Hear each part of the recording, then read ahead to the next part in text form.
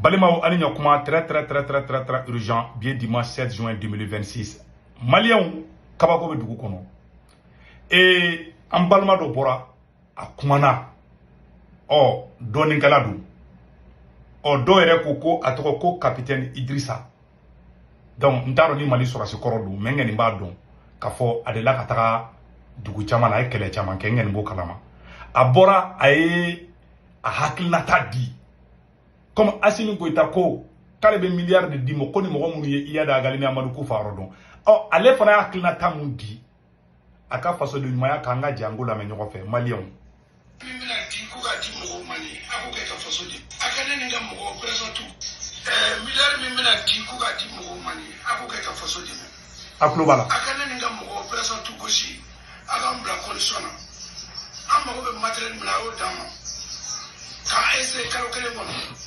Donc n'an sera ka min kɛ o tuma a b'a dɔn n'a bɛ min faraka k'o faraka mais depuis là ne nana yanni janvier cɛ ne bɛ kule la ne balila k'a ye ko OTM b'a nɔse ko Amadu Kufa kunkolo ko 2 milliards yala k'ale kunkolo 1 milliard kɛ tiɲɛ ne ma sɔn kuma nin ye ne ko de mɔgɔw bɛ Mali la min bɛ se ka nin ko enquête kɛ ka baara kɛ n'o ye an ka mɔgɔw ye n'o ye opération Tugosi élément de bɛ bila terrain kan. Ni y'a Américain bɛ wuli ka na président minɛ o b'a sɔrɔ a ka renseignement mɔgɔw bɛ terrain kan. A y'a lamɛn dɛ. U bɛ négocier ni mɔgɔ de ye mun yɛrɛ bɛ troupe la i tɛ se ka Amadu Kufa identifier cogoya si la n'i m'a kɛrɛfɛ mɔgɔ dɔ ma tugu i la bon o renseignement bɛ sɔrɔ cogoya min na an b'o ɲɛdɔn o mɔgɔ bɛ Mali bolo bon donc dɔw bɛ se ka to na ka nkalon tigɛ a y'a mɛn ko Amadu Kufa bɛ yan fɛ a y'a mɛn k'a bɛ yan fɛ caman bɛna weleli kɛ sisan ka sɔrɔ nkalon don wari ko nata gouvernement a y'a ɲɛ yɛlɛ. Voilà. Ne bɛ kuma la Mali sɔrɔsiw ma a ye an ka ɲɛmɔgɔw ma n bɛ kuma Asimi yɛrɛ ma ne sɛgɛnna bi sa nin ko nin bɛ yɔrɔ min na nin sisan n ma dɔ wɛrɛ fɔ a y'an ka opération Tugosi a y'an essayer ka filɛ an ye kuma min fɔ n'an bɛ se n'an tɛ se o bɛ dɔn mais an m'a essayer an tɛ wariko la an ko ka an ka papier renouveler 2012 n ye kɛlɛ min kɛ k'o papier renouveler. Après ka moyen d'ama ani moyen de déplacement an bɛ don tu kɔnɔ n'an donna tu kɔnɔ ni min bɔra la a bɛ dɔn dusukasi bɛ ɲinɛ ne sigilen faga.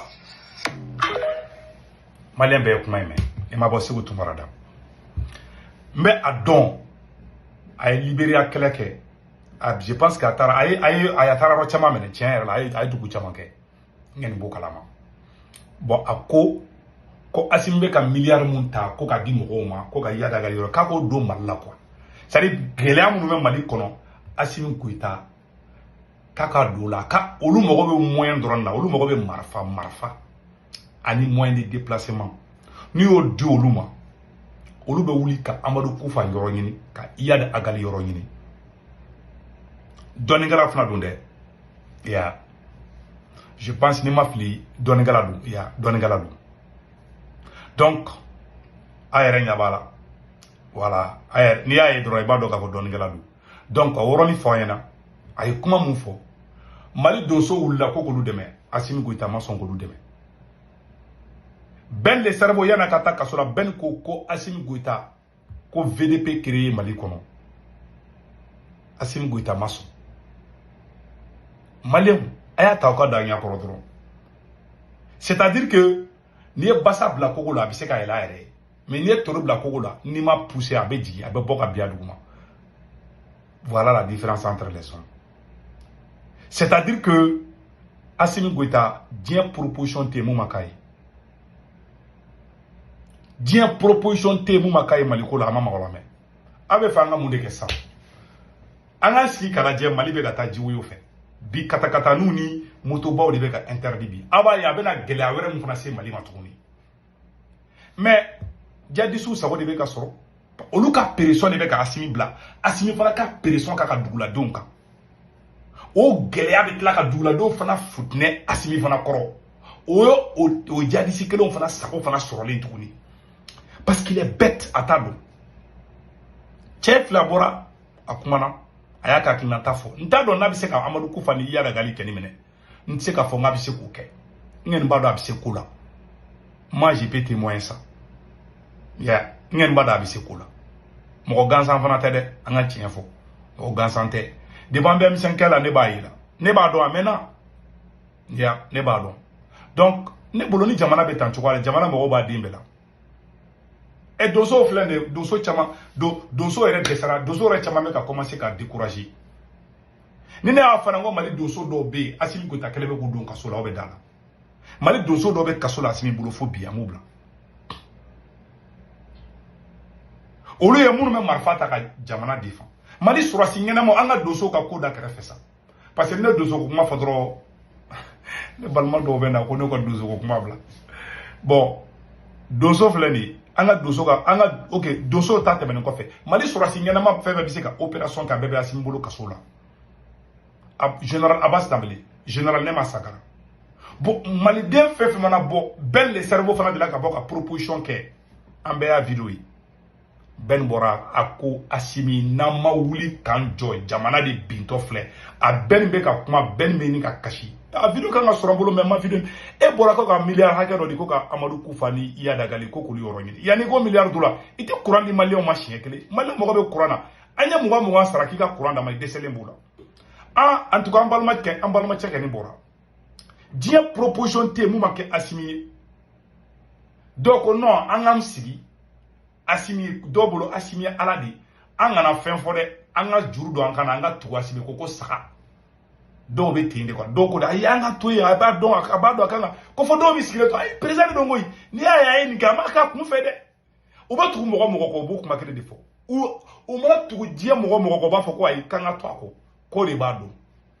Wala u caman bɛ ten de. A saga ninnu caman bɛ ten de.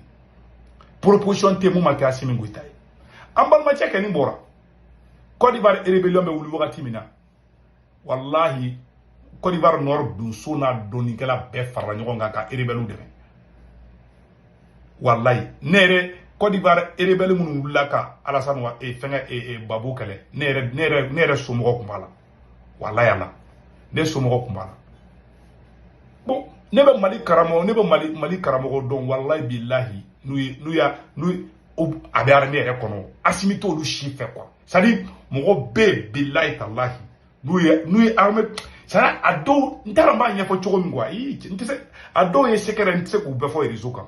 Wallahi mɔgɔ bɛ Mali kɔnɔ a bɛɛ ni Ala n'a kira cɛ olu bɛ se k'an dɛmɛ. U b'an dɛmɛ mystiquement an bɛ avancer fana.